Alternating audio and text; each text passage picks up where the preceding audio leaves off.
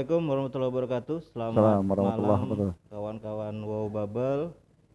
Hadir lagi kita mungkin sudah seminggu tidak siaran langsung, dan malam ini kita siaran lagi menyapa kawan-kawan semua, kawan Wow Bubble.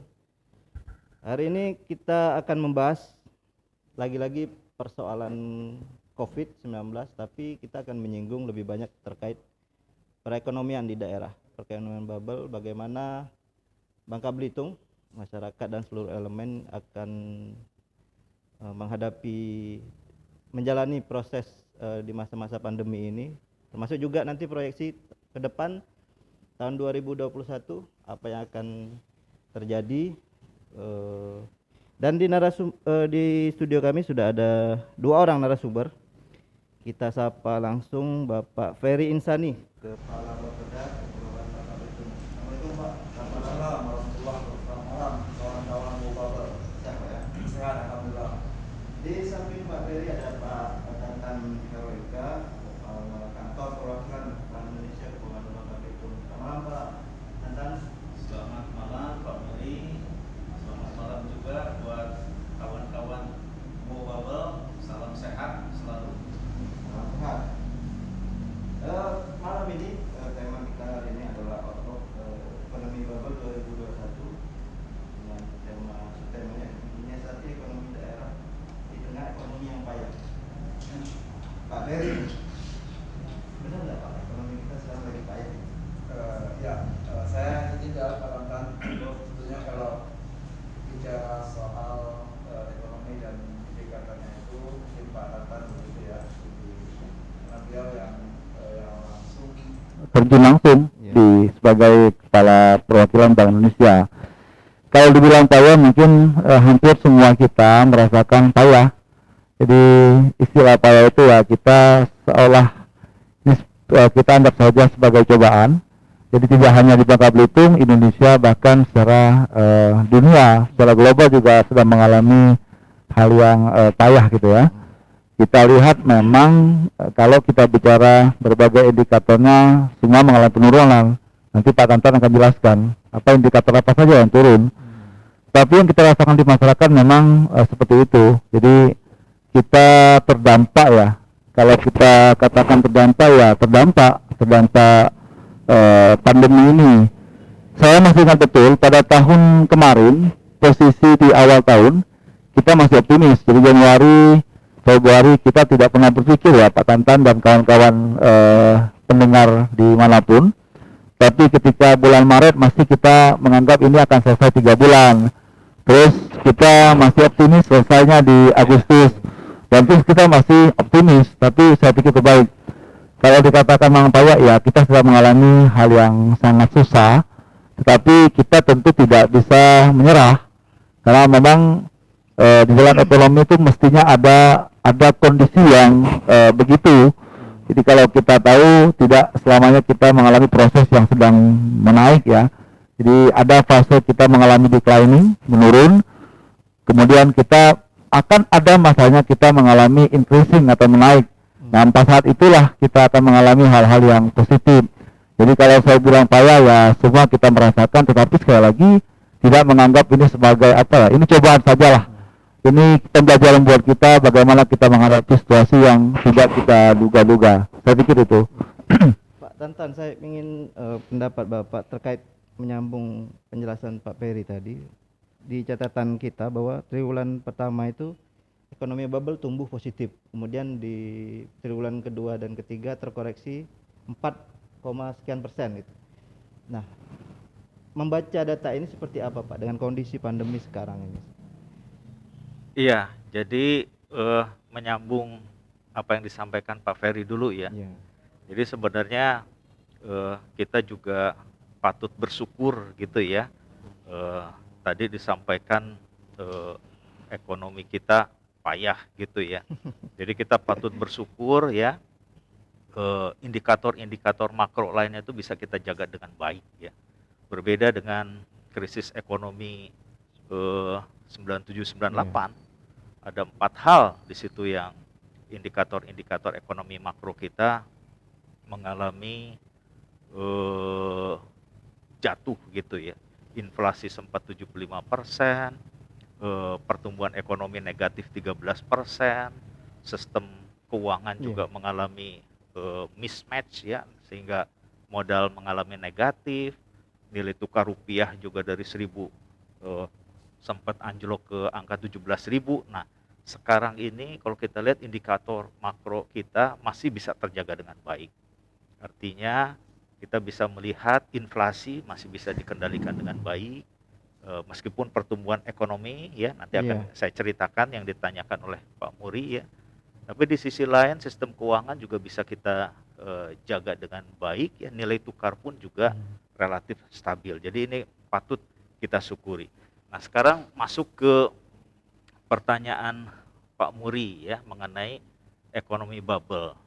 Iya, kalau kita lihat evaluasi di 2020, triwulan pertama memang kita tumbuh sekitar 1,35%. Dan ini kenapa pertumbuhannya kecil bila dibandingkan dengan periode sebelumnya. Nah, ini karena memang dampak dari COVID kita rasakan di bulan Maret ya. Kawan-kawan wow bubble mungkin masih merasakan ketika pesawat udara hanya diperkenankan satu ya. Dan ini karena mobilitas manusia, mobilitas barang ya, akses manusia untuk ke produksi ekonomi mengalami hambatan sehingga mengalami penurunan, dan itu yang terjadi di triwulan pertama. Sekitar pertumbuhan kita 1,35%, dan itu terutama terjadi dari sektor tambang ya, terutama pertambangan, industri dan pengolahan ya. Tentunya berimpact pada perdagangan. Di triwulan 2 kita mengalami penurunan kontraksi yang lebih dalam lagi, sekitar 4,99%. Dan ini memang lockdown, PSBB secara masif itu terjadi di triwulan 2 ya. Jadi kalau kita lihat dari mobilitas pergerakan manusia, ini adalah titik yang terdalam, titik yang terendah. Sehingga kita bisa lihat pertumbuhan ekonomi pun juga patut kita syukuri, kita sudah melewati titik terdalam kita, sekitar minus 4,99%. Kemudian di triwulan 3 bergerak ya, membaik menjadi minus 4,3%. Minus 4,3%. Dan di triwulan 3 ini ya, nanti akan kita lihat tentunya perkembangannya akan lebih baik lagi, karena memang kalau kita lihat apalagi di triwulan 4 ini ya akan cenderung membaik, karena sejalan dengan mobilitas pergerakan manusia kita lihat juga sudah mulai membaik, tapi memang belum kembali ke normal ya. Di sisi lain di triwulan 4 juga karena memang stimulus fiskal juga akan lebih gencar di triwulan 4 ini ya. Kemarin di triwulan 3 masih sekitar 51%. Artinya di triwulan 4 ini akan lebih besar lagi. Kemudian juga terkait dengan ekspansi stimulus dari perbankan juga akan lebih naik lagi, karena ada target-target terkait dengan serapan KUR ya melalui PEN ya. Kemudian juga konsumsi masyarakat Natal dan Tahun Baru juga akan lebih naik lagi, tambah pilkada juga ini akan naik. Triwulan keempat akan menjadi lebih baik lagi. Tapi secara overall ya di 2020 ini pertumbuhan ekonomi kita masih akan negatif. Masih akan negatif. Perkiraan kita akan masih di atas 2% secara overall ya. Kalau secara nasional itu antara negatif antara 1 sampai 2% ya. Jadi memang seluruhnya ini masih mengalami negatif. Kalau kita lihat dunia, pertumbuhan ekonomi dunia itu perkiraannya mengalami negatif sekitar minus 3,8%. USA itu sama minus 3,8%. Eropa itu sekitar minus 7,2%. kemudian Jepang minus 5,7%, Tinggi juga. hanya China yang positif 2,1%, Hmm. sementara India itu perkiraan kontraksi minus 8,8%. Lebih Artinya memang ini secara global di Hmm. tahun 2020 ini mengalami pertumbuhan yang negatif. kontraksi, meskipun sudah melewati titik terdalamnya tadi. Iya, Kalau kita triwulan lihat di kedua ya. triwulan 2 itu. Dan ini tentunya perlu kita syukuri ya, dan tentunya kita harus optimis dan harus berkolaborasi, bersinergi ya, agar pemulihan ekonomi ini terus berlanjut ya, baik itu di level nasional maupun juga di daerah, agar perekonomian di 2021 kita perkirakan juga Membaik. akan meningkat ya, akan positif, khususnya bubble akan kelihatan positif di triwulan pertama. Kalau nasional di triwulan 4 ini sudah mulai kelihatan Kelihatan positif. lebih baik. Tapi di bubble akan kelihatan Ya. mulai positif di triwulan pertama. Dan tentunya salah satu persyaratnya adalah tadi vaksin ya. Iya. Salah satunya ini karena Sukses. pemicu terkontraksinya ekonomi ya global ini karena wabah COVID ini. Dan oleh karena itu ya peran kita juga untuk membantu bagaimana penyebaran COVID ini bisa dikendalikan dengan baik. Baik, Pak Tantan, banyak yang nanya ini. BI itu tugasnya apa sih selain nyetak uang, kemudian menjaga stabilitas rupiah? Sebenarnya tugas pokoknya apa? Kok sampai juga menganalisa ekonomi? Apa banyak yang nanya BI itu selain nyetak uang dan menjaga stabilitas nilai tukar apa sih Pak?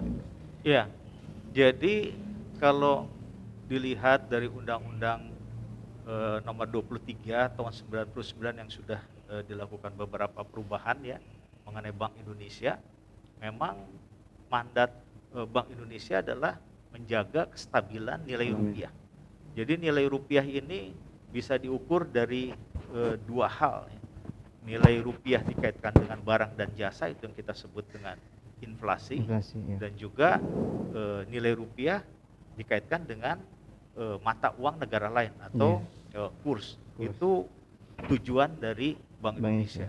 Dan untuk mencapai mandat tersebut, kita punya 3 fungsi pokok. Yang pertama adalah menjaga kestabilan moneter.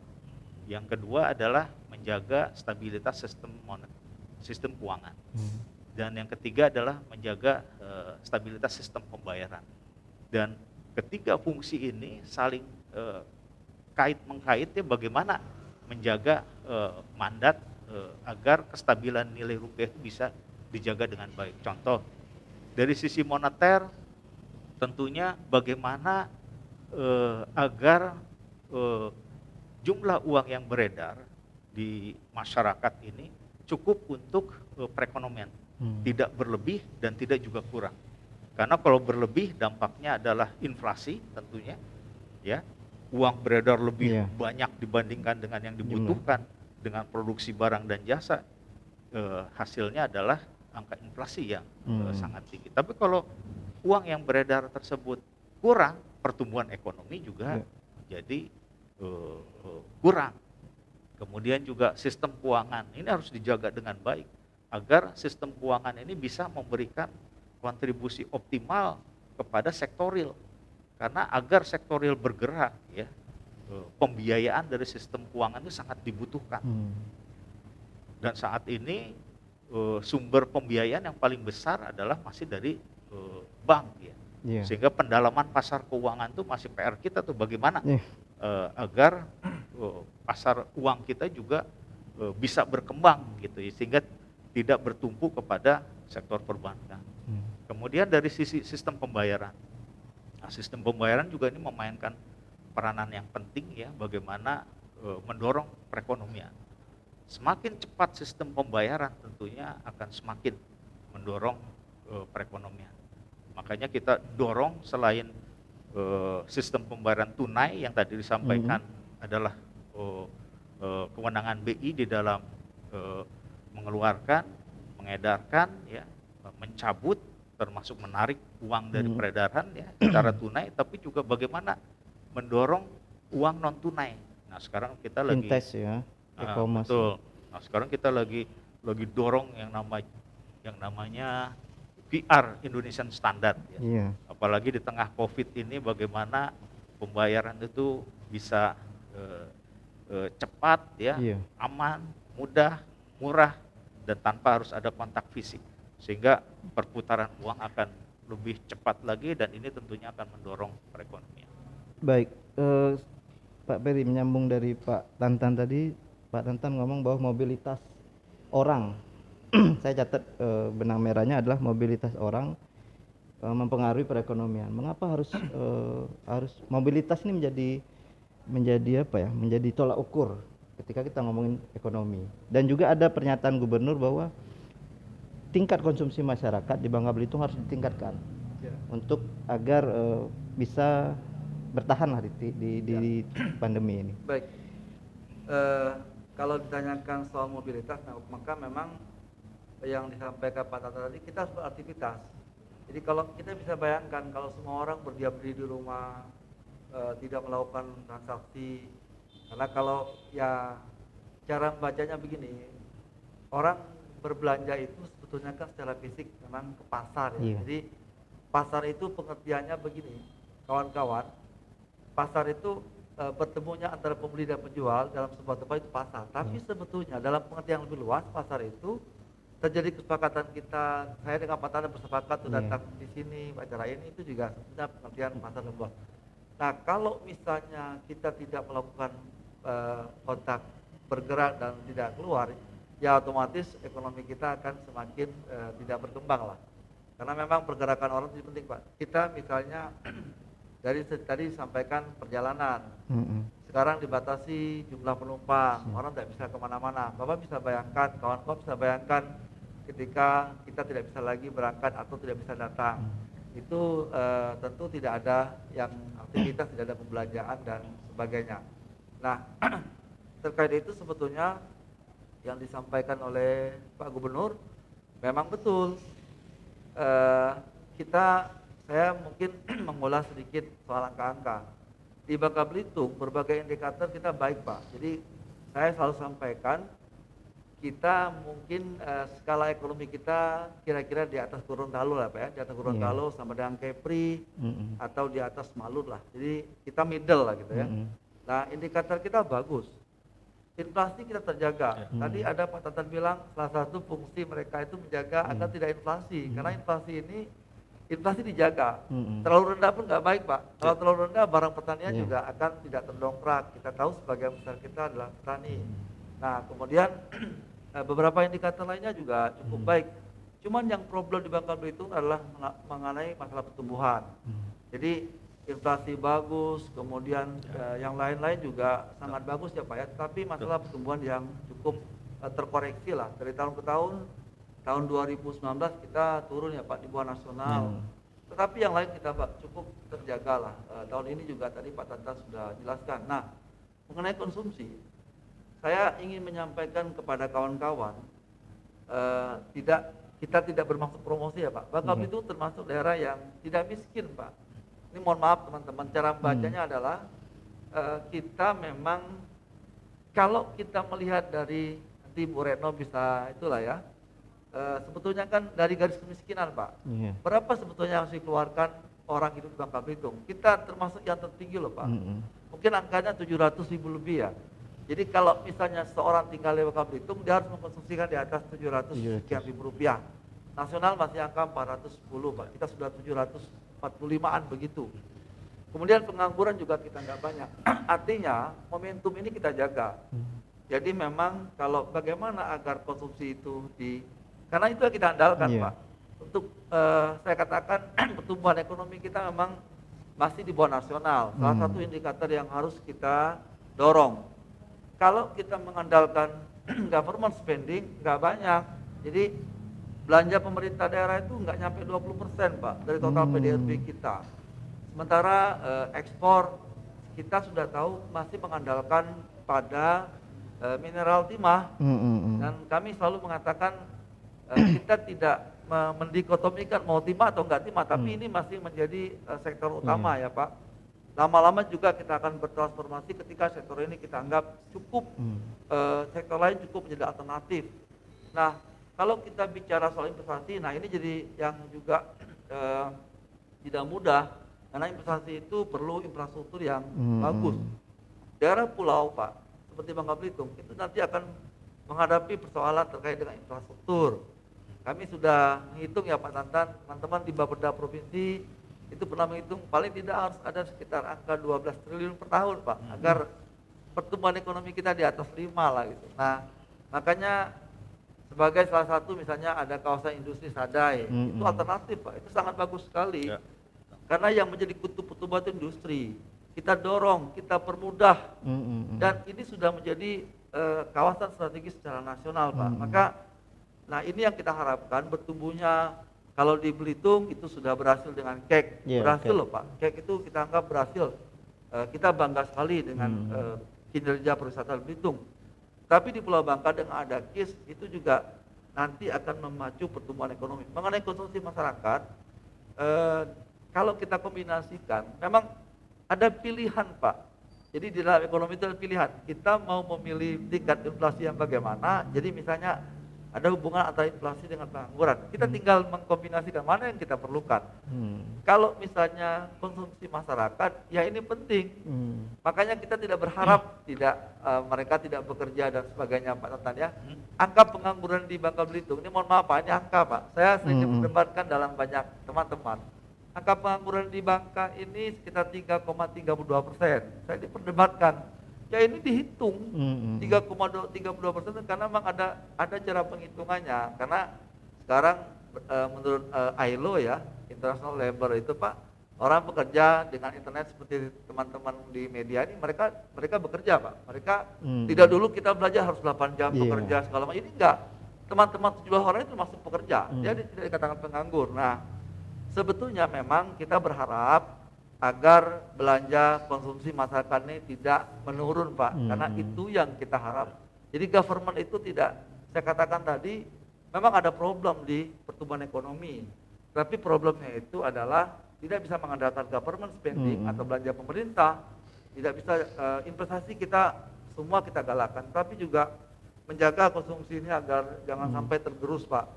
Nah, saya katakan tadi, bubble tidak miskin, tingkat kemiskinan kita masih di bawah 5% Pak. Jadi kita peringkat keempat lah di secara nasional setelah DKI, Bali, kita di 4 ya Pak. Jadi kita juga tidak miskin, tetapi memang kita berharap beberapa komoditas yang selama ini menjadi mata pencaharian masyarakat mengalami tidak terjadi penurunan. Pada 1-2 bulan ini sudah meningkat Pak Tantan dan kawan-kawan. Harga karet sudah cukup baik, harga sawit juga cukup baik. Jadi momentum belanja masyarakat ini kita jaga jangan sampai turun, jangan sampai tidak hanya kebutuhan pokok. Kalau barang pokok mestinya nggak turun, karena barang pokoknya kan bersifat inelastis Pak. Tapi barang-barang yang di luar barang pokok itu yang kita jaga, misalnya untuk belanja pariwisata, dan lain-lain itu kita jaga sehingga ekonomi ini bergerak. Saya mendukung pernyataan Pak Gubernur, memang kita harus bergerak, tidak boleh berdiam diri, tidak boleh pasrah. Tetapi kuncinya tadi mudah-mudahan pada bulan Januari program vaksin ini sukses ya Pak. Dan kita harus sama-sama optimis, semua harus bergerak, mensukseskan, mensosialisasikan bagaimana mengatasi pandemi. Kita, ekonomi tidak bisa bertumbuh dalam kondisi orang yang sakit Pak, nggak ada. Nggak ada, kalau kita semua pandemi, semua takut, semua sakit, nggak bisa bertumbuh. Ekonomi nggak tumbuh kalau kita tidak berinteraksi, tidak terjadi transaksi. Maka itu harus kita jaga ya. Jadi itu kita menjaga agar tidak berdiam diri, tetapi kuncinya memang protokol kesehatan, vaksinnya sukses, sehingga pergerakan orang maupun barang itu menjadi normal kembali. Kira-kira begitu yang dimaksud mungkin pernyataan Pak Gubernur. Kalau realisasi anggaran di Pemprov sampai dengan tadi Pak Tantan sebutkan di TW2 masih 50 ya Pak, tetapi di TW kita optimis di atas 90% Pak. 90%, saya optimis di atas 90% ya Pak, mungkin sekitar 54-95%. Setelah terjadi perhitungan refocusing dan realokasi ya, 95% lah. Nah memang ini harus kita jaga Pak, nggak boleh belanja pemerintah Kalau konsumsi masyarakat turun, belanja pemerintah nggak turun. Harus kita jaga, dan memang nanti tahun depan Pak Gubernur meminta kita agar lebih cepat. Makanya kami menjaga ya Pak, sampai saya harus bukalah dalam forum ini, pemerintah provinsi menjaga agar pengeluaran pemerintah itu tidak berkurang meskipun dana transfer kita berkurang, sampai kita mengajukan pembiayaan untuk infrastruktur. Begitu Muri dan kawan-kawan. Siap. Pak Tantan, tadi dibilang ketika ngomong inflasi, beberapa sektor kita justru negatif, dan yang menariknya adalah sektor perkebunan yang justru positif di tengah kondisi sekarang ini. Apa sebenarnya yang terjadi dengan perkebunan kita, Pak? Iya, jadi kalau kita lihat tadi ya, perkembangannya 1,35 turun menjadi 4,99, membaik menjadi 4,3 ya, perkiraan triwulan 4 tadi akan menjadi lebih baik lagi, perkiraan kita bahkan minus di antara 1 sampai 2% itu keempat ini ya. Dan salah satu yang menjadi penopang ketika kontraksi terdalam sekitar 4,99 itu sektor perkebunan, terutama dari CPO ya. CPO sawit ya. CPO ya. Kalau yang kesininya ini sudah mulai bergerak naik karena harga komoditi dengan mulai pulihnya China dengan USA ya, karena kebijakan stimulusnya itu berjalan dengan baik, termasuk di Indonesia juga ya. Kalau di Indonesia kan kebijakan BI-nya bagaimana, moneternya bersifat longgar, makroprudensialnya juga mendorong agar pembiayaan bisa berlanjut, pemerintah juga melalui defisit fiskalnya ya. Nah kalau kita lihat di triwulan 2 yang terdalam ini itu adalah CPO. Kenapa CPO? Karena memang permintaannya ya, permintaan dari internasional itu juga masih tetap tinggi ya.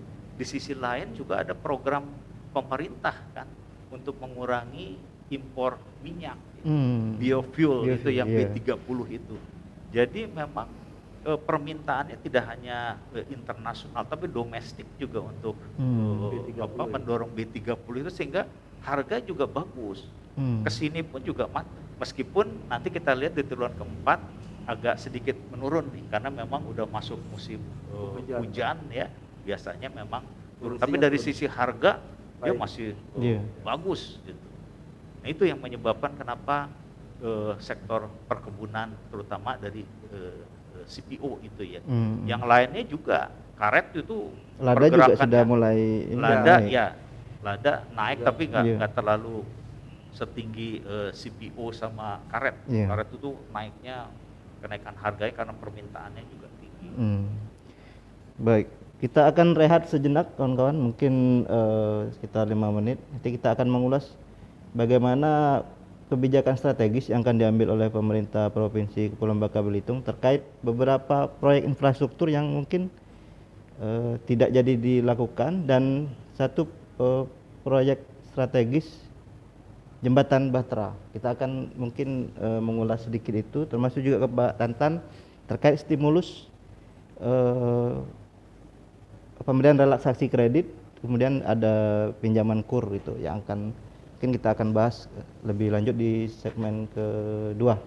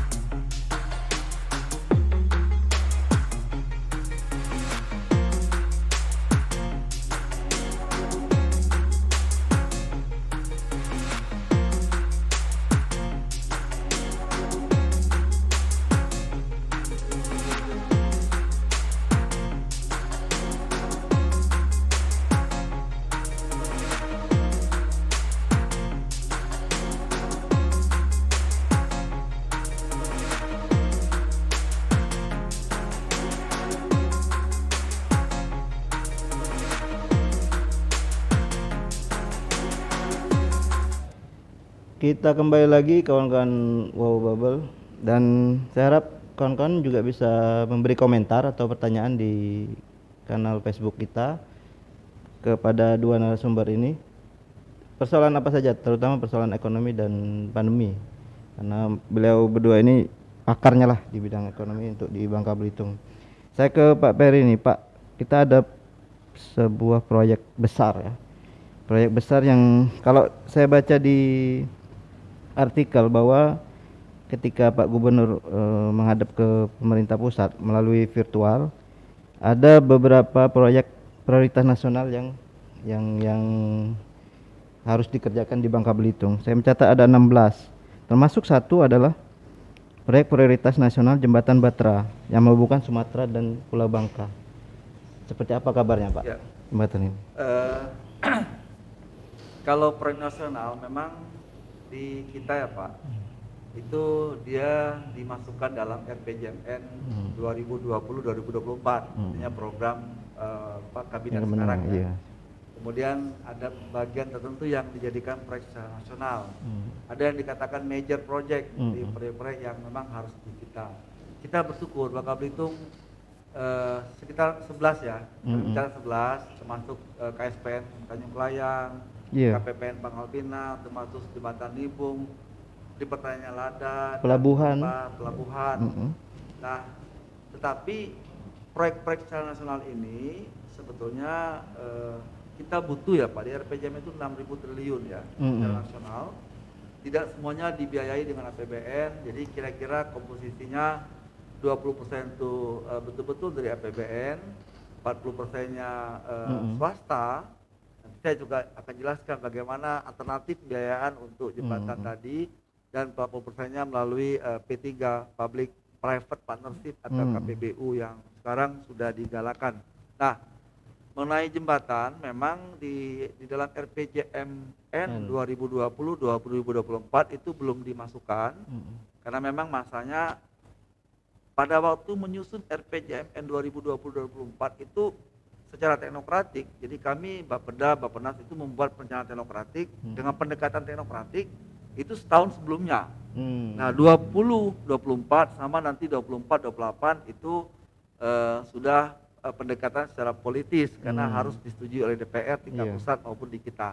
Nah jembatan Sumatera ini memang sebenarnya tidak wacana. Kalau dibilang wacana, saya juga pernah diundang waktu itu seminarnya FISIP Pak, FISIP UBB.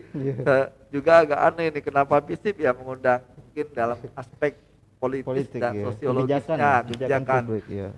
Kemudian jembatan ini memang pra-FS-nya sudah, FS-nya sudah. Saya memahami betul Pak, ada yang pro, ada yang kontra, dan seperti apa. Tetapi dalam bahasa kami Pak, infrastruktur itu nggak ada yang mubazir Pak.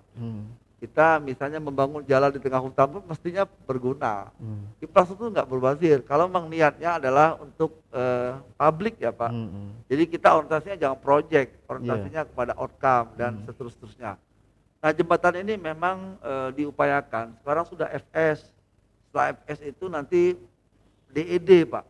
Tapi sekali lagi kita tidak menggunakan dana daerah. Jadi saya 2 kali mendampingi Pak Gubernur.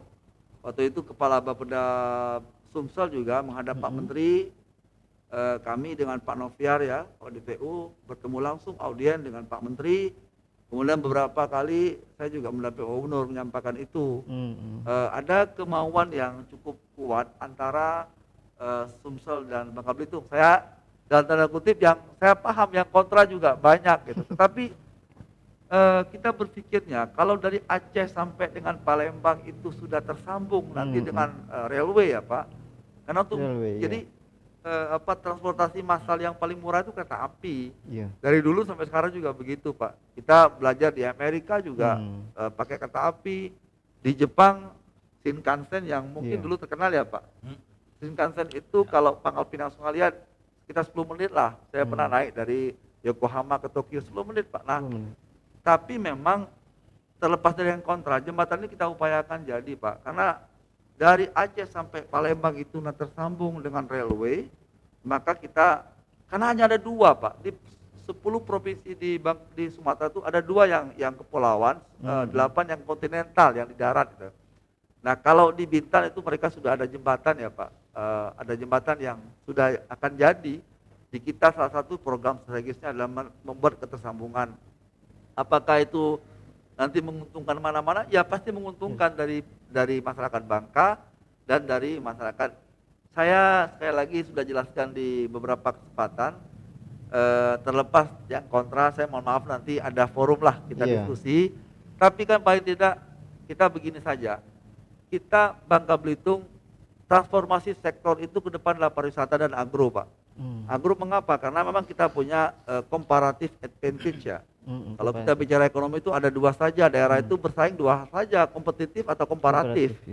Komparatif itu kita punya yang orang tidak punya. Jadi perdagangan, pertukaran tadi berdasarkan komparasi itu. Kita punya potensi pariwisata pantai yang 60% memang pantai. Kita juga katakanlah kita lemah di heritage dan sebagainya. Kita akan gali itu Pak. Kita akan memunculkan itu dalam transformasi Bangka Belitung ke depan. Yang kami hitung mungkin butuh waktu 10 tahun. Nah, 10 tahun ke depan kita sudah pada sektor yang tidak tambang lagi. Misalnya segmen pasar pariwisata itu tidak hanya mancanegara, tapi juga kita juga harus ingat Sumsel itu adalah daerah yang pertumbuhan ekonomi cukup bagus Pak. Sumsel itu metropolitan. Di samping Sumatera Utara, Sumsel itu sangat berkembang. Mereka cukup berhasil dengan membangun sport tourism, mereka bangun dengan event-event olahraga. Jadi segmen kita juga menjual pariwisata dalam skala domestiknya ke Sumatera Selatan. Itu akan sangat mudah jika misalnya melalui jalan darat Pak. Mereka bisa bawa mobil, bawa keluarga, hotel kita terisi, losmen terisi, kemudian kulinernya berjalan dan sebagainya. Nah, jadi jembatan ini sudah di pra-FS sudah, di FS-nya sudah, tinggal kita minta DED-nya melalui APBN. Karena besar Pak, hampir 3 kali Suramadu kali ya, 13 kilo lebih dan sekitar 15 triliun ya. Pada satu kesempatan kami dengan Pak Gubernur bertemu dengan Menteri Bappenas.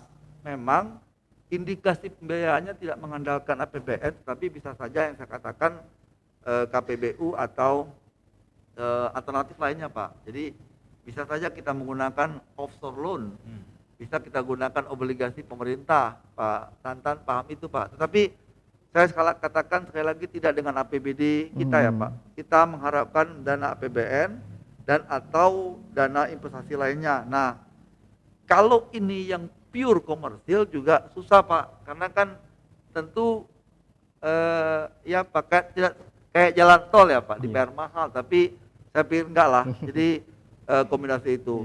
Kalau dikatakan apakah ini menguntungkan buat kami, kita berharap ini menguntungkan, minimal barang kita bisa ekspor lebih gampang ke sana. Karena dari Bagan Api-Api ke Lampung cukup 3 jam.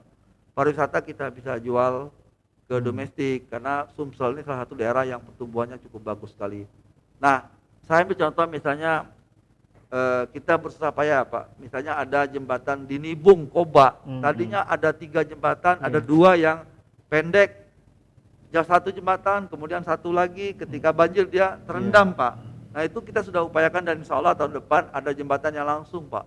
Namanya jembatan Nibung 1, Nibung 2. Itu sekitar 33 miliar dengan APBN, enggak dana provinsi. Dan berbagai program lah yang kita sadar Pak, tidak mungkin kita meminta porsi kepada pusat lebih besar karena ada hitung-hitungannya, ada jumlah penduduk, ada kepentingannya, ada segala macam. Tetapi sekali lagi saya mengajak masyarakat Bangka Belitung harus optimis. Jadi kalau yang jembatan tadi saya juga banyak dipertanyakan, yang kontra ya nggak apa-apa, inilah dinamika Pak, nggak apa-apa dinamika. Itu takutnya kriminalnya aja Pak. Enggak lah, saya pikir enggak lah begitu kan, kita sudah. Padahal kan sebenarnya jembatan itu juga bisa menekan cost. Ya produk kita bisa kita ekspor ke sana, bisa ke.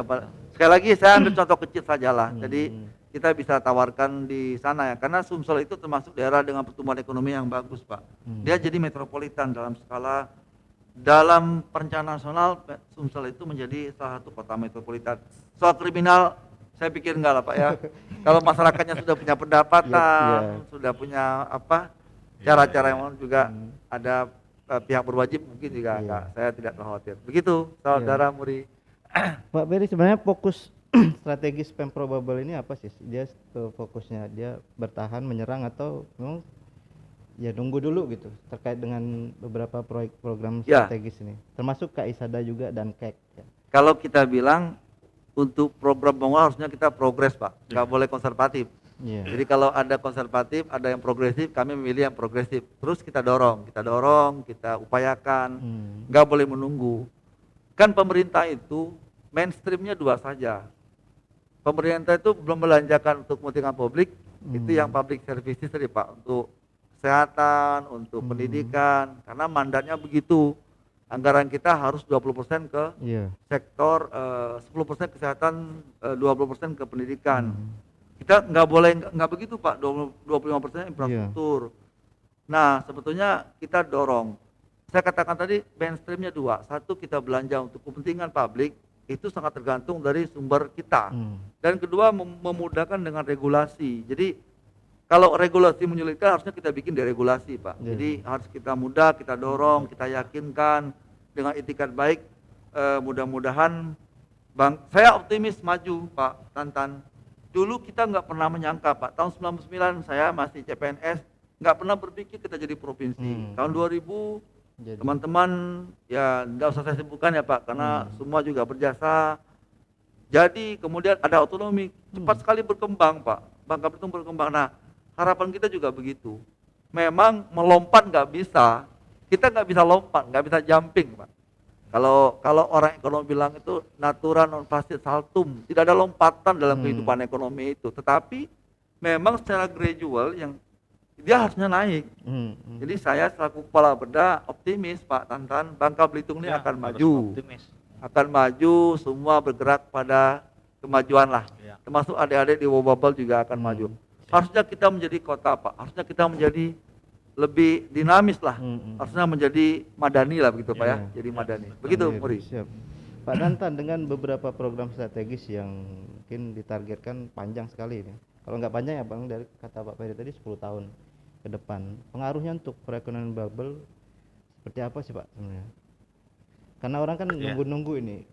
Untuk bubble apa? Kata yang versi yang sebelah ya gitu, yang kontra. Untuk bubble apa? Dapatnya nanti yang buruk-buruk aja. Padahal kita tahu kalau ada jalur ini kan harga cabai pas lebaran nggak tinggi lagi karena alasan gelombang kan itu. Saya jelaskan Pak. Iya, kalau terkait dengan jembatan yang tadi disampaikan oleh Pak Ferry ya tentunya itu bagus ya. Karena yang kita harapkan adalah bagaimana konektivitas laut, konektivitas darat ini bisa semakin terintegrasi ya, sehingga bisa mendorong pertumbuhan ekonomi dan juga menurunkan cost tadi yang disampaikan oleh Pak Muri juga. Kalau sekarang aja bisa dilihat kecenderungan masyarakat Palembang lebih senang wisata ke Lampung sekarang dengan menggunakan tol dibandingkan yang sebelumnya ke sini karena lebih lama. Padahal objek-objek wisata di Bangka Belitung tuh hemat saya jauh lebih indah ya, dengan pantai, laut, batu granitnya. Itu salah satu contoh aja pembangunan tol yang masif di Sumatera itu sudah mendorong perekonomian di Lampung dengan adanya tol itu. Karena masyarakat Palembang sudah berhitung ke sini membutuhkan waktu yang lebih lama, cost yang lebih tinggi ya. Dan ini tentunya akan mendorong ya, tidak hanya jembatan, konektivitas lautnya pun juga ya, pelabuhan-pelabuhan itu semakin ditingkatkan, dia akan semakin bagus buat perekonomian bubble karena potensinya bubble ini luar biasa.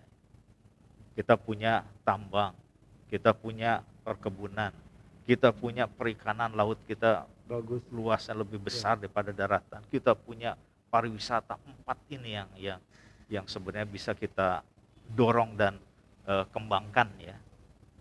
Tambang timah itu sudah waktunya hilirisasi dan industrialisasi. Lada juga harusnya sudah masuk ke sana.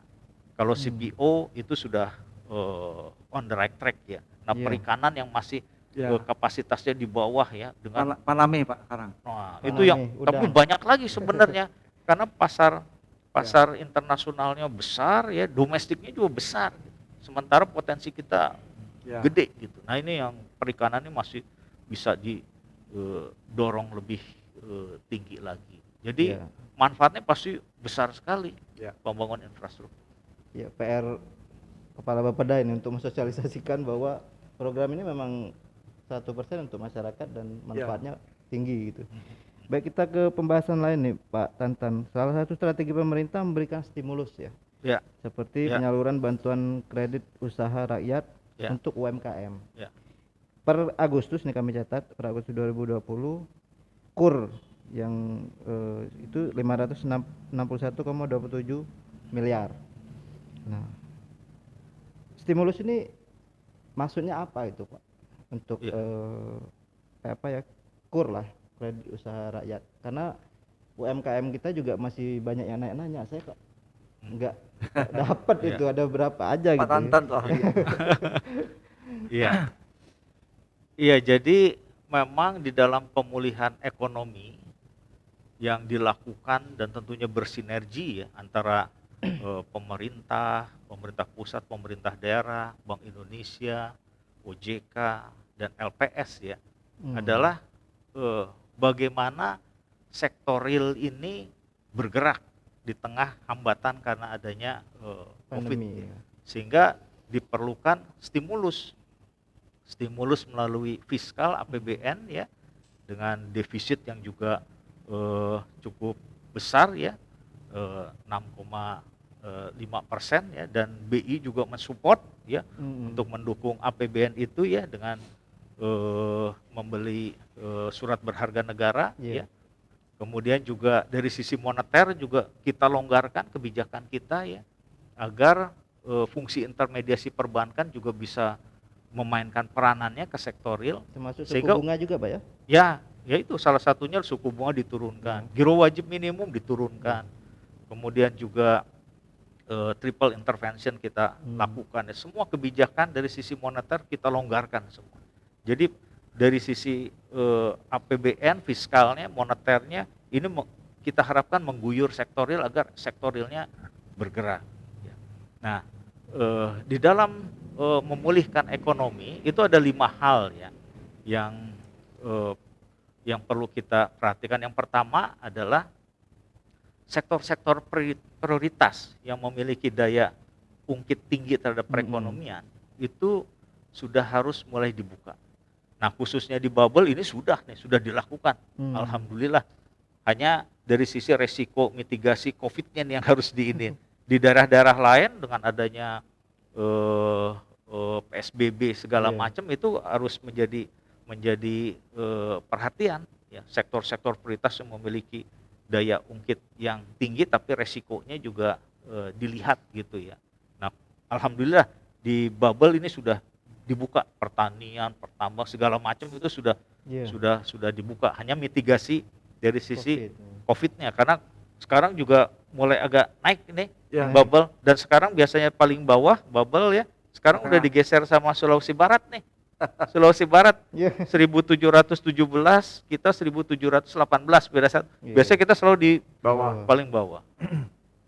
Dan yang kedua adalah bagaimana tadi realisasi anggaran pemerintah ini ya bisa betul-betul disalurkan ya sesuai dengan rencana stimulusnya tadi harus, karena untuk mendorong konsumsi masyarakat, karena konsumsi masyarakat ini pangsanya terhadap PDRB di bubble itu sekitar 56%. Ya. Rata-rata itu konsumsi masyarakat 56 sampai dengan 60%. Jadi concern kita semua bagaimana konsumsi masyarakat. Tapi gini Pak, maaf saya potong. Corona ini juga membuat orang kelimpungan ya. Artinya kalau pelaku UMKM, pelaku bisnis yang punya pinjaman juga mengalami kredit macet, itu kredit bermasalah ya sekarang. Nah, kalau untuk bubble sendiri tinggi nggak Pak untuk kredit? Nah, ini masuk yang ketiga nih. Yang ketiga ini adalah fungsi intermediasi perbankan nih.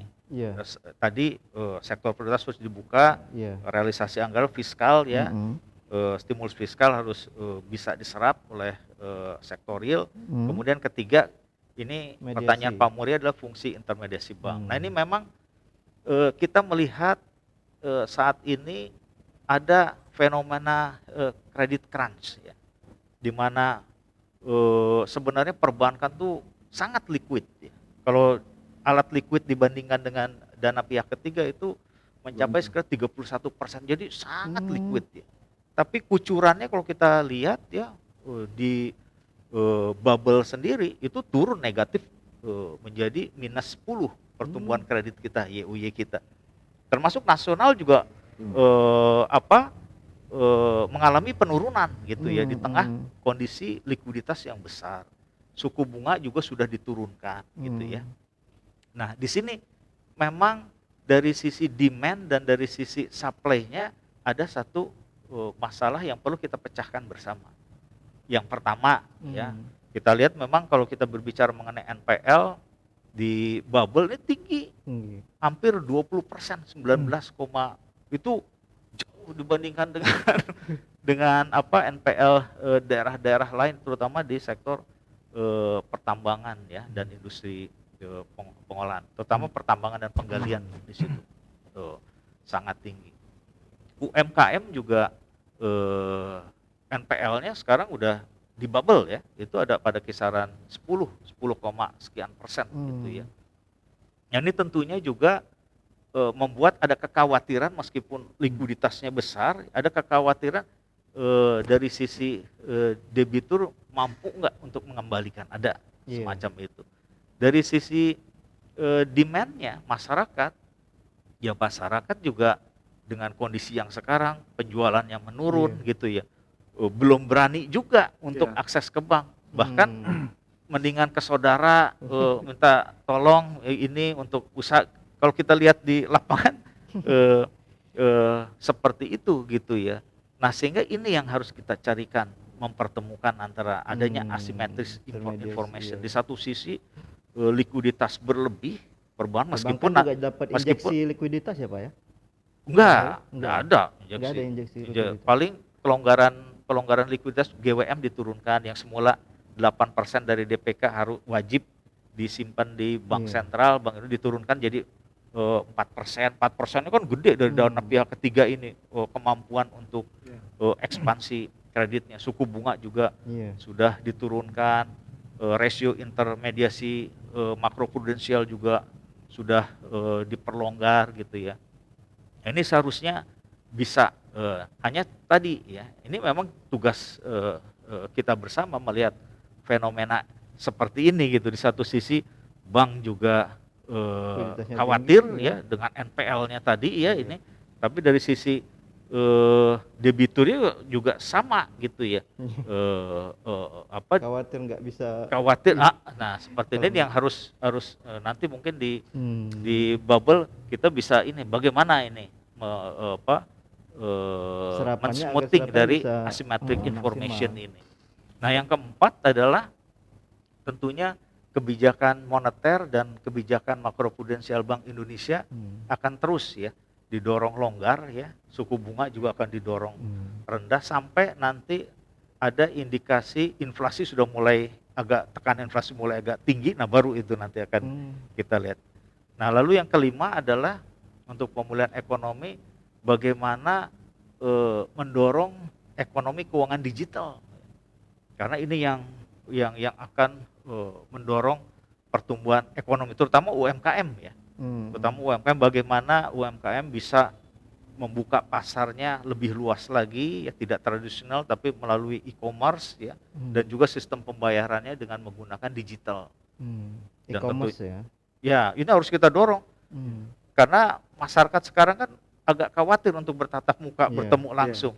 Dia menginginkan martabak bisa klik. Nah, ini yang harus didorong, makanya dari Bank Indonesia juga mengupayakan onboarding dari para UMKM ini, bagaimana dia bisa menjadi UMKM digital. Sebenarnya nggak cuma pembayarannya Pak, pemasarannya juga sekarang sudah digital. Dia bisa memasarkan sampai ke Eropa ya, ke luar negeri. Pak Peri, saya mau nanya, sepanjang COVID ini investor yang kabur dari bubble tinggi nggak Pak? Yang kabur enggak ya Pak. Mungkin mereka wait and see saja ya Pak. Kalau kabur enggak. Kalau kabur Betul. Pengertian kabur itu memang mereka betul-betul hengkang ya, tapi Ya, dipindahkan ke yang lain? enggak ada. Enggak ada. Enggak. Kalau investor di kita memang di investasi kita sebagian besar masih di sektor tambang ya, Pak. Iya, industri Tambang ya. dan industrinya ya kalau kita baca dalam sektor di PDRB itu ya sektor pertambangan dan industri sebenarnya industri pengolahan barang tambang ya, industri Masuk si smelter sawit ya. tadi ya. Tambang, Kemudian sawit, ikan, betul. Pertanian itu Pertanian. kira-kira 35% lah gitu perkebunan.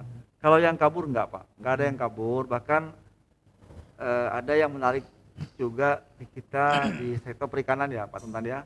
Di tambak udang juga sudah mulai marak ya. Iya. Tetapi itu juga kita dorong, kemudian kita upayakan tidak hanya membuat tambak-tambak yang karena semua itu masih korporasi, Pak. Ya. Nggak ada yang tidak pelibatan, tidak padat karya lah, Pak ya, masih padat modal. Nah, kita harapkan kalau jumlahnya sudah, skalanya sudah cukup efisien untuk bikin pabrik, ya mudah-mudahan ada pabrik lah. Karena pabrik ini kan cukup banyak menyerap tenaga kerja. Kita dorong saja, konflik kepentingan kita kurangi, nggak ada konflik kepentingan lah ya. Jadi sama-sama nyaman, tetapi kalau investasi yang kabur, sekali lagi tidak ada, Pak. Yang betul-betul tutup tuh mungkin tutup full close enggak, tapi yang setengah, ya kira-kira kapasitasnya setengah lah itu. Kita gampang, Pak, saya masih ingat dulu Pak Profesor Emil Salim ya, beliau katakan sederhana saja, sebuah daerah itu kalau di sore hari nggak ada lagi mobil pickup truk yang berseliweran, itu artinya ekonominya tumbuh setengah hari. Tapi kalau masih malam bergerak, sampai pagi itu dia masih Ya. ini kan masih bergerak lah gitu ya. Kemudian ada aktivitas itu. Kalau yang hengkang tidak ada yang hengkang, tidak ada yang tutup, tidak ada yang lari, tapi semua karena dari awal kita katakan ekonomi kita di global, nasional maupun kita sedang mengalami kepayahan. Kan temanya tadi begitu, tapi itu betul enggak. Tapi kami optimis tahun depan sudah mulai ada perbaikan ya, Pak. Memang dalam kita selalu baca ada prediksi, ada forecast lah dari Bank Dunia, ada beberapa versi yang kita anggap cukup kredibel. 2022 sudah stabil gitu. Tapi paling tidak yang saya katakan tadi yang paling bagus itu ketika kita mengalami proses declining, ini turun nih, Pak. Ekonomi kita turun, dia sampai titik terendah, kemudian dia mengalami increasing kenaikan, itu yang bagus, Pak. Jadi akan ada penyerapan, akan ada belanja, akan ada pembukaan lapangan kerja. Jadi kita yang paling enak tuh naik. Kita pasti naik, Pak, karena kita turun, naik sedikit pun dia naik. Jadi kita pasti naik karena kita pada titik yang terendah. Sedikit pun dia mengalami kenaikan juga naik. Nah, itu yang kita anggap kalau investasi saya pikir enggak ya, enggak ada yang dulu memang misalnya ada beberapa hypermart itu yang berat. Saya pikir wajar lah, Pak, secara nasional juga begitu. Kita harap begitu ya, kita harap masih bertahan lah. Masih bertahan, mudah-mudahan masih cukup kuat. Dan memang anggap saja ini pengalaman, Pak. Kita kan tentu akan, tadi Pak Tatan katakan 98 terjadi krisis moneter. Saya ingat betul waktu itu nilai tukar dolar 2000-an masih 17, Pak. Kita betul-betul merasakan. Sekarang kan belajar, jadi kita lebih imun lah ekonomi kita ya. Biar kita mengalami seperti ini, ekonomi kita imun, kita belajar dalam banyak hal. Saya pikir itu Pak Ferry, kalau tanda-tanda ekonomi kita pulih itu apa sih selain daya beli tinggi? Aktivitas kelihatan sekali. Misalnya di bandara sudah tanya, kita bisa cek nanti, Bubble bisa mengundang kepala bandara lah gitu kan, diundang biar ada warna yang beda. Aktivitas pergerakan orang sudah mulai banyak, kemudian bongkar muat tercatat di Pelabuhan Pangkal Balam, kita bisa, itu tanda-tanda ekonomi kita sudah mulai baik. Dulu saya masih ingat, tapi ini kan nggak ada penelitian ilmiah lah itu ya. Dulu, tapi nggak ada, sekali lagi nggak itu ya, Pak, jangan dianggap ini semacam teori ya. Kalau misalnya dulu dosen saya pernah bilang, Pak, di UGM, kalau kita belanja di pasar itu uang yang udah lusuh, itu masih keluar, artinya ekonomi kita lesu. Tapi kalau yang uangnya masih baru-baru enggak, uang dari petantan enggak, tapi enggak lah, itu kan hanya bercanda saja. Tanda ekonomi kita tumbuh itu pergerakan kelihatan sekali, Pak. Kita juga merasakan misalnya ke pasar di jam 9. Ini jalan yang paling ramai, Pak. Jalan dekat Hamdan ini yang ya kawasan apa ya Pak? Kawasan yang paling Padat. strategis ya, yang Hmm. paling padat. 10 tahun yang akan datang mungkin kita sudah perlu flyover Pak di sini ya. Kalau kita lihat 10 tahun yang akan datang Semabung dan sampai Lambang Merdeka itu sudah mungkin Pak, mungkin sudah perlu flyover mungkin ya. Nah, kita merasakan di peak time itu jam 7 kemudian sampai sore kalau dia rame berkembang, tapi kalau dia sepi itu artinya ekonomi nggak bagus. Tapi kelihatan sudah lah, gerai-gerai sudah. Iya. Ini kan bukannya tidak berkembang, tapi kan kita juga harus jaga protokol kesehatan. Iya, Nggak iya. boleh nongkrong malam-malam. Nanti Iya. kita kasihan Pak Mikronya sudah kemana-mana sosialisasi. Pak Mikron sangat giat loh. Iya. Pagi, siang, sore, malam nanti teman-teman polisi juga, Iya. TNI juga, semua pihak juga mensosialisasikan. Mari kita jaga kesehatan. Nah mungkin lesunya karena itu ya. Tapi aktivitas pergerakan kelihatan sekali. Sekarang Benar. justru terasa Pak. Iya. Bapak bisa lihat di desa-desa berapa kita bisa hitung yang bulking ya, yang bawa kelapa sawit ke pabrik juga cukup sudah mulai bergerak. Harga karet alhamdulillah sudah sampai 8.000 ya. Sudah ya mudah-mudahan lah ada demand yang cukup bagus ya Pak. Karena ada tarikan permintaan dari dunia internasional. Karena kan ekonomi kan sebetulnya simpel Pak, ada supply dan demand Iya. saja. Dimana saya katakan pasar itu dalam pengertian lebih luas, bertemu transaksi antara saya dengan Pak Iya. Tantan itu sudah pasar. Tapi pengertian pasar sepi itu kan ada pasar seperti pasar Ramayana, Iya. pasar KG dan sebagainya. Iya. Jadi saya optimis ini akan cepat pulih lah di tahun 2021 sudah mulai kita bergerak. Tapi juga harus mengingatkan masyarakat juga karena Ya. kalau di pasar itu saya belanja ke pasar itu kebanyakan kalau bahasa Bangka itu udah retak Pak, Ya, udah retak. Covid nih Kayak- istilah itu udah apa ya, udah pada Udah titik Iya, Ya, jenuh ya titik udah ya. Ya udah apa? ya Kita sudah mau ada ngapain? penolakan ya Pak ya. Tapi Iya. pembelajaran lah Pak. Iya. Jadi trust lah. Kalau Hmm.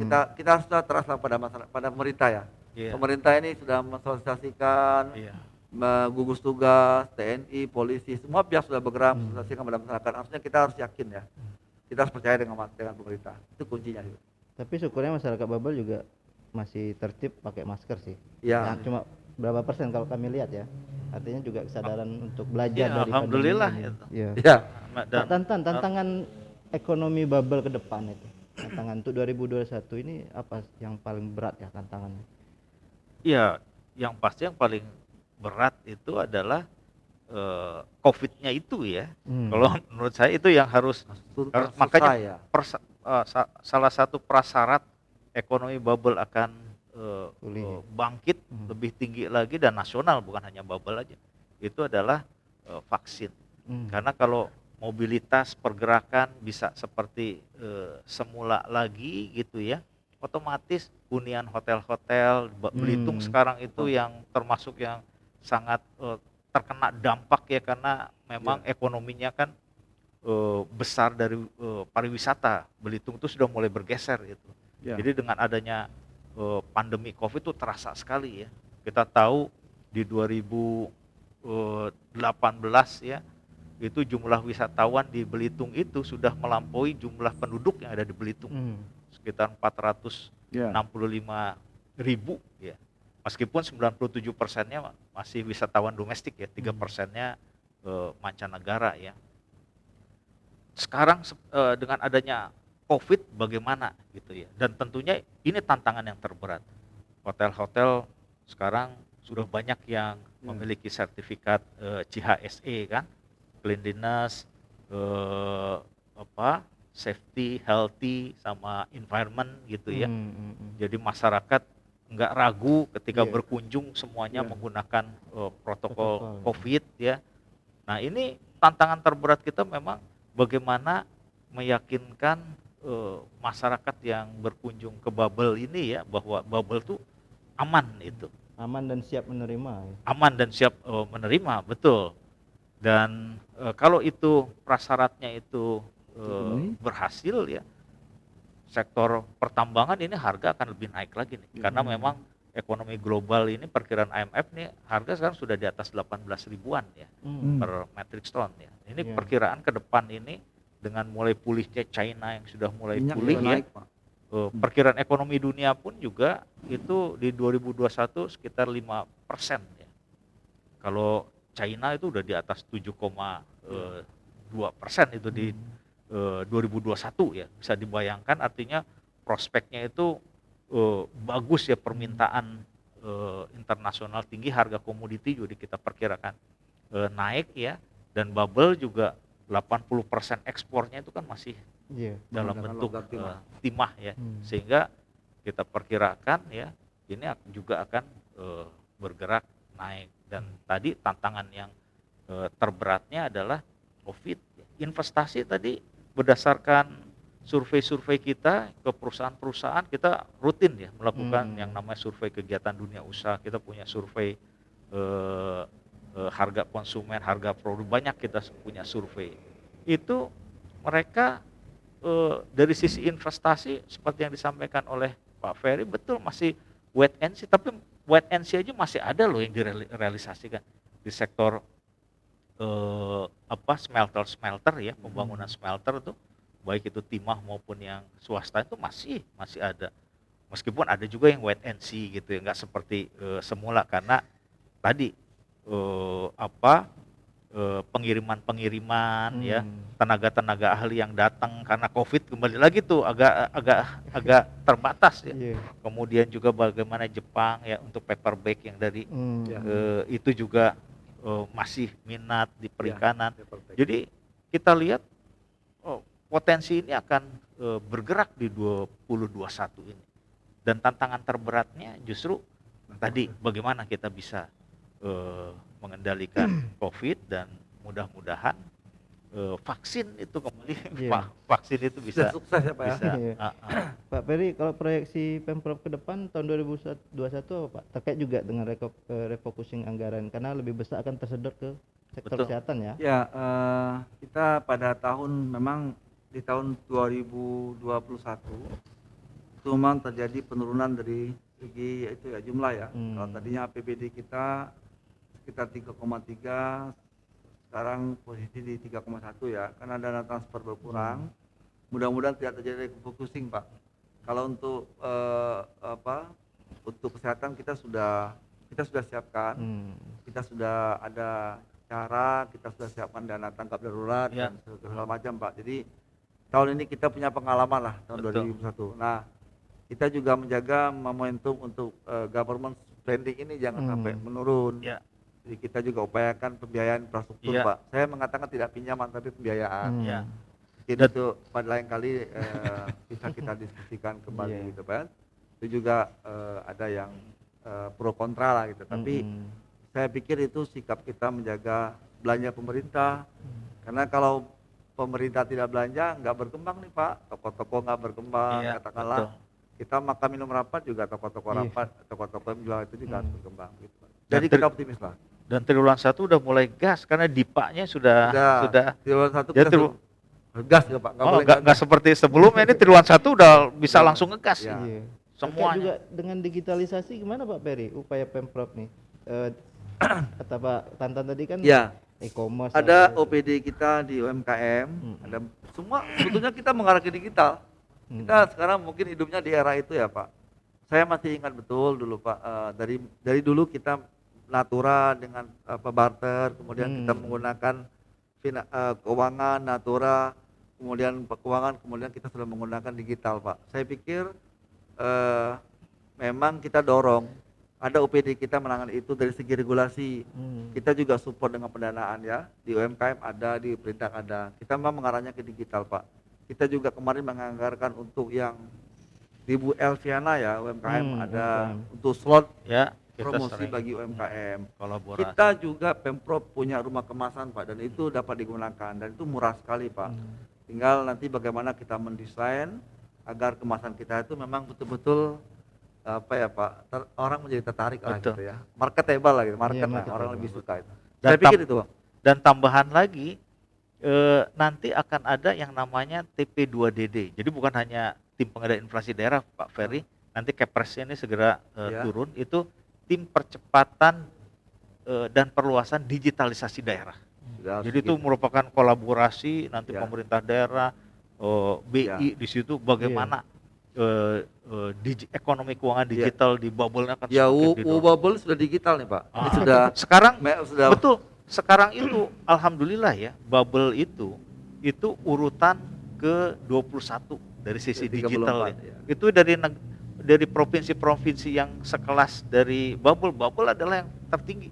Sudah ada sekitar 34.000 merchant yang Menggunakan sudah digital. yang sudah menggunakan digital. Dan Kalau perkembangan dari akselerasinya juga. pemerintah pusat itu kan targetnya 100% wilayah Indonesia itu 4G. Yang lagi nembus untuk blank spot itu dihajar terus Ya, biar ya, ya. bisa Iya, 4G. harusnya Saudara, digital apa. Itu juga kan Menkominfo itu. bisa apa? Menjadi proyeksi ke depan untuk pemerintah bahwa ini juga harus didorong, terutama kaum milenial, Pak. Iya. Karena mereka yang banyak mengakses itu ya digital. Iya. Nah, mungkin terakhir saya pengen statement dari Bapak-bapak untuk penutup Pak Tata dulu lah. harapan atau pesan kepada masyarakat terkait bagaimana mengelola ekonomi kita di masa pandemi gitu. Harapan ke depan. Silakan Pak Tantan. Iya, kalau dari sisi saya ya, yang jelas kita harus optimis ya dan harus bersinergi bahu membahu, karena kalau kita lihat perkembangannya sudah mulai membaik dan ke depan juga dorongan dari pemerintah ya berkolaborasi dengan Bank Indonesia, OJK, LPS ini bagaimana mendorong pemulihan ekonomi terus bergulir ya. Nah, ini harus didukung oleh semuanya, dan tentunya kalau di Bubble adalah bagaimana kolaborasi dan sinergi kita tadi ya, beberapa 5 hal yang perlu kita lihat kembali. Sektor-sektor yang memiliki daya ungkit yang tinggi perlu kita dorong lagi. Kemudian juga kedua, realisasi dari APBD tadi sudah dijelaskan oleh Pak Ferry, alhamdulillah luar biasa. Yang ketiga lagi PR kita fungsi intermediasi perbankan, bagaimana bisa kita dorong termasuk KUR, restrukturisasi kredit, ini juga bisa kita dorong dan pulihkan. Yang keempat tentunya kebijakan moneter makroprudensial ya akan cenderung longgar dan mendorong perekonomian sampai dengan tanda-tanda tekanan inflasi akan mulai tinggi, itu mungkin ada kebijakan yang lain. Dan yang kelima adalah ekonomi keuangan digital ini tidak bisa ditawar-tawar lagi, harus terus digelorakan dan disambut oleh masyarakat Bubble. Saya kira. Kita berharap program pengendalian vaksin ini oke Pak ya. Jadi pandemi kita atasi. Saya katakan tidak ada ekonomi yang tumbuh di antara orang yang sakit. Yang kemudian masyarakat mari kita berpikir positif. Pemerintah ini memang berniat baik dan kita berpikir positif lah. Kesampingkan yang negatif ya. Dan yang kedua, yang berikutnya tentu kita anggap saja ini pembelajaran. Tidak ada yang berhasil tanpa perjuangan Pak. Jadi kita berjuang melawan COVID, tertib, percaya dengan masyarakat dan berpikir positif, sehingga tahun depan kita optimis ekonomi kita akan berkembang. Saya yakin insya Allah akan maju lah begitu Pak ya. Saya pikir itu. Terima kasih teman-teman Wow Bubble, pemirsa yang dimanapun berada, mudah-mudahan kita dapat bertemu dalam kesempatan yang lain. Amin. Demikian. Baik, terima kasih Bapak-bapak sudah hadir di studio kita yang Sama-sama. minimalis ini. Mungkin nanti kesempatan waktu kita undang dengan tema yang lain. Boleh. Dengan tema yang lebih bagus lagi, lebih fresh. 2021 Bubble bangkit gitu. Atau Wow, apa. Bubble wow. Bukan. Baik kawan-kawan, itulah tadi mungkin dialog kita yang yang agak berbeda ya, karena kalau sebelumnya kita ngomongin politik dan sosial, malam ini kita ngomongin ekonomi. Seperti dibilang Pak Ferry tadi bahwa tidak ada perekonomian yang melompat ya, tidak ada yang lompatan ekonomi. Tapi setidaknya kita sebagai masyarakat Bangka Belitung, kita harus siap-siap untuk melompat. Melompat artinya dari situasi yang boleh dibilang tanda kutip payah, dalam ekonomi kita lagi payah, kita siap untuk melompat ke sebuah situasi yang nanti yang akan memberikan kita kebahagiaan lah, bagian bahwa 2021 tinggal menghitung hari Bapak-bapak, dan kita sambut 2021